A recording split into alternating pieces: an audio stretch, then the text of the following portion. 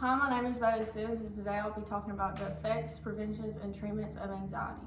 Anxiety affects millions of people every single day. It affects all ages, all genders, all races, and it's not talked about enough. Mental illness is belittled, and people are staying uninformed because it's not taken as seriously as other illnesses, even though it affects our everyday life.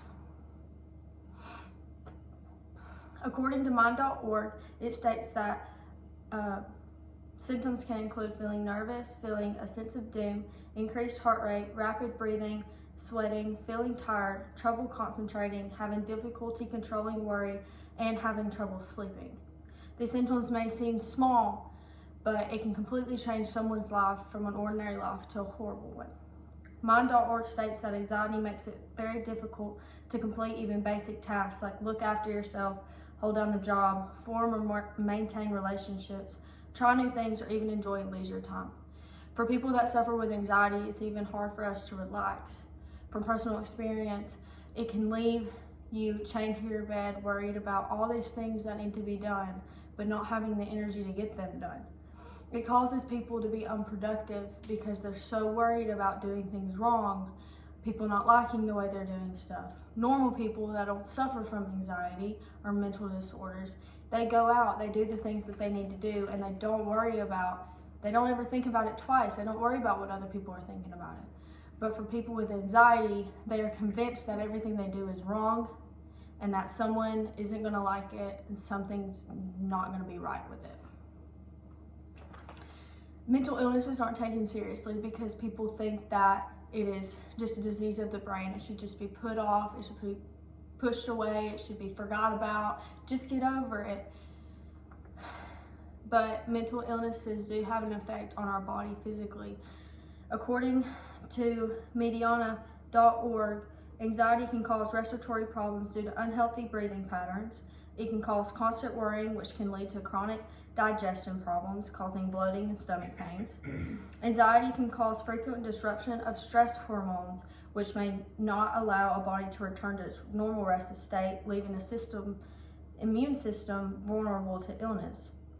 Heart palpitations, high blood pressure, and coronary problems caused by anxiety can lead to heart disease. Anxiety sends frequent distress signals to your central nervous system, which causes your muscles to contract and tighten very often, resulting in chronic pain and muscle tension. Even weight gain can be a side effect of anxiety.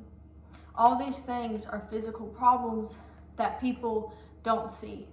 They just understand that it is a mental illness and that it shouldn't be a reason to not do things like normal people do. It shouldn't be a reason to have to stay and lay in bed for days and days. It shouldn't be a reason to do things like that because you should just get over it.